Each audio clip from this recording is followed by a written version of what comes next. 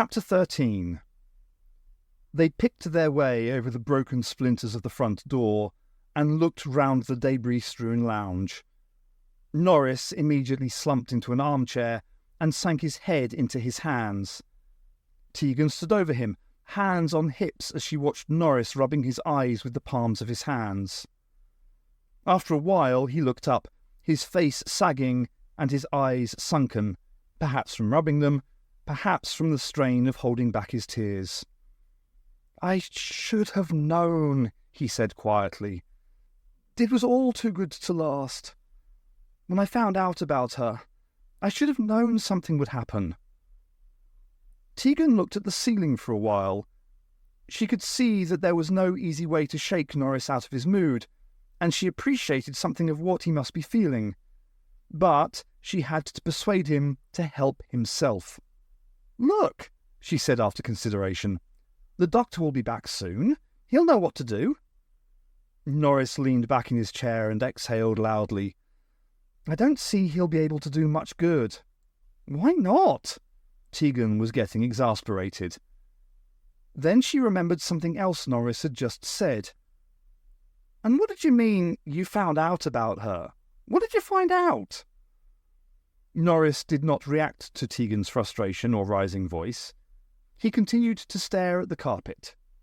Then abruptly he looked up and his eyes met hers, and Tegan could see the depth of distress and the very real emotion lurking inside him.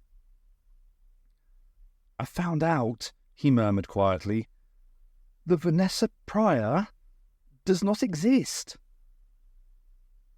Adkins was not bored. He had sat and watched Lord Kenilworth studying manuscripts and volumes for hours, just as now he sat watching the doctor go over his notes yet again. They were in the TARDIS library, sitting on opposite sides of a reading table in a small bay between the infinite lines of bookcases. The doctor's main focus was the notebook in which he had copied down the inscriptions from the hidden chamber of Nissa's tomb. But round this lay concentric semicircles of books and papers, scribbled notes, and rolls of papyrus. As he went through the notebook, the doctor would reach out, usually without looking, and pull some ancillary document towards him. Then he would peer through his half-moon spectacles, frown, make hurried annotation in the margin, and push the document away again. Occasionally the doctor referred to the illuminated screen set into the tabletop, pressing areas of the glass with his finger and staring at the streams of text and pictures which flowed across the surface like lilies across a pond. But most of the time he stared at the copied inscriptions, shaking his head. Atkins watched. He enjoyed watching academics' work in progress, experienced a vicarious excitement from research. It had been years before it had occurred to him that he could join in, could learn things for himself in the same way. But he still enjoyed simply watching the process of discovery. And in the current circumstances, he was sure that any help he offered would merely impede the doctor's progress. As it was, the doctor seemed grateful for his presence. He would look up, say something completely incomprehensible, then smile as if he had just scored a major point, and continue working. "Of course," he said on one such occasion, smacking his palm to his forehead.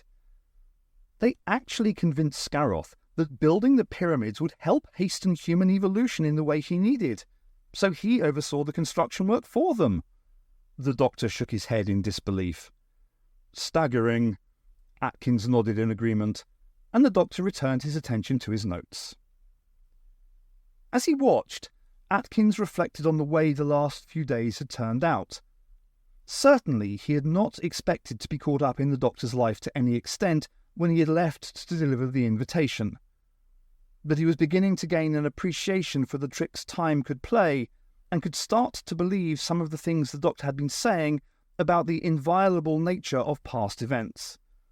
"Whatever will be, has been," he had told Atkins at one point. And this seemed to be ratified by the way in which Kenilworth's accusations and assertions concerning Atkins's part in the expedition had subsequently been borne out. He had been there, and at the same time, or was it actually earlier, he had been in London helping Miss Warne to keep house. Miss Warne. Atkins had thought a lot about the housekeeper while he had been away. He had thought about how he was finding that he missed her. He had thought about how she was still poised with soup over the stove, waiting for his return from the British Museum. He had thought about whether she was missing him, although at the same time he knew that she probably did not know he was away. It all depended on when he returned. If he returned. And until he did, he would not know when it would have been. Whatever has been will be. He thought about Tegan, too. She and the doctor were a strangely well-matched pair. They seemed forever to be arguing, yet they also seemed so much in accord. There was a complementary synergy between them, in the way the doctor was calm and measured, while Tegan was rash and impulsive. Yet the doctor's calm was often hurried and noisy, while his measured manner gave an impression of improvisation. And Tegan's rashness smacked of common sense, while her impulsiveness was often justified as if she had thought through her actions to a degree which belied the manner of their execution. But it was the fact that Tegan showed her emotions so clearly, and that she brought out extremes of emotion in others, which impressed Atkins the most. He had read and heard of the value of expressing one's emotions, but Tegan was the first case study which bore out the theory. Watching her, being with her, hearing her tell people like the shop assistant who was too busy to help a potential customer just what she felt, he could begin to appreciate the value of being emotionally honest and sincere. For the first time, he was realizing that he did actually have emotions, which were valuable and useful, rather than a waste both of energy and of time. It was a subject, Atkins thought, as he watched the doctor reach for a book just out of range, that he might raise with Miss Warne at one of their evening discussions. He passed the book to the doctor, placing it into his outstretched, fumbling hand. The doctor took it, looked up, and smiled. And Atkins felt himself return the smile. "Careful," said the doctor, as he returned his attention to the book. "You'll be enjoying yourself before you know it." Atkins continued to smile. He was enjoying himself. He knew things were bad, that there was real danger, but he was exhilarated by the experiences he was having, enthralled at seeing the future, amazed at the things he had witnessed in Egypt. And above all, he was excited at what the future held in store. The lounge was not large, and the splintered remains of the front door lay spread across most of the area not taken up with furniture. The TARDIS chose about the only remaining free space in which to materialise, the pile of the carpet flattening as the blue box faded into existence. Norris stared open-mouthed as the door swung open and the doctor and Atkins emerged. "Am I glad to see you," Tegan said almost before they were out of the door. "Ah, Tegan, likewise." The doctor waved his rolled Panama hat distractedly. "I'm glad you got here all right." He nodded politely at Norris, who was sitting stiffly in his chair and blinking. "Now, whatever happens," the doctor said seriously to Tegan, "they mustn't get the cobra." He looked round the room. "Where is it, by the way?" His voice trailed off as he surveyed the damage. His gaze came full circle and met Tegan's. She flinched and looked away. "Doctor," she said, "they got the cobra." "Oh, Tegan." With an obvious effort, he pulled himself to his full height, jammed his hat on his head, and started a quick tour of the room. "Well, I suppose it's not too disastrous," he admitted, "just so long as they don't get Vanessa." Tegan said nothing. Norris stared at the doctor. The doctor closed his eyes. "Oh, no," he said quietly. "I can't leave you for a moment, can I?" "Maybe it doesn't matter," Tegan said. She did not sound convinced. The doctor sat down on the sofa and thrust his legs out. "Doesn't matter?" "Does it matter?" Atkins asked. The doctor shook his head. "I don't know," he admitted, "but I think it probably does. I'm not sure how she fits in yet, but she's important to what's going on." Tegan gulped. "But Vanessa doesn't exist," she said. The doctor and Atkins exchanged glances. "You mean she's dead?" asked Atkins. "No," Norris leaned forward in his chair. "I was telling Tegan, Vanessa literally does not exist. I wanted to get her a passport so we could go away for a holiday, maybe a honeymoon. But her father wouldn't let me borrow her birth certificate." The doctor frowned. "What did Vanessa say?" "She was upset at first. Then she seemed to decide she didn't need or want a passport." "Well, I suppose there's nothing too suspicious in that."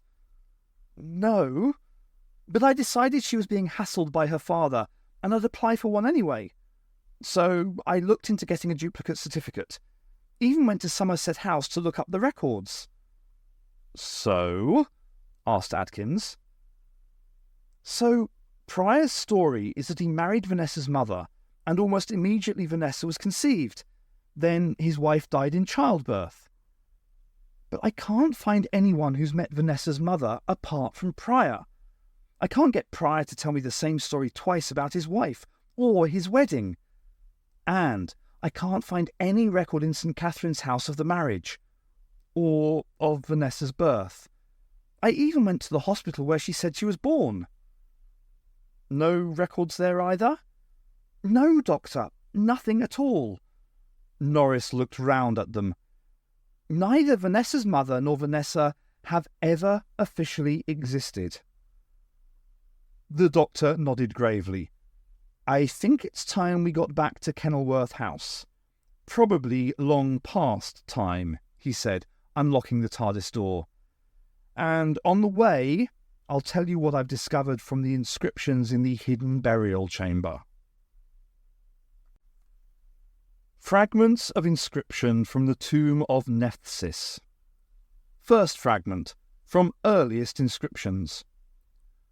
After the great battle, Horus had Sutekh and his sister wife Nephthys brought before him, and despite the entreaties of his colleagues, he would not have them put to the mind sword, as that would have made him no better than they. Instead, he imprisoned Sutekh, bound him forever in the eye of Horus, such that he could neither move nor project his mind beyond the walls of the chamber which held him. And, to increase his suffering, Horus provided the equipment Sutekh would need to effect his escape. To implant his mind in another from a distance, and to destroy the Pyramid of Mars. But Horus ensured that it was outside of Sutekh's reach. He had the means, but lacked the access. He knew the infinitely remote possibility of escape, and that in turn increased his despair and his punishment. But Nephthys Horus treated differently. He knew that she was the greater evil, the greater cunning, the greater danger. So he imprisoned her too within a great pyramid.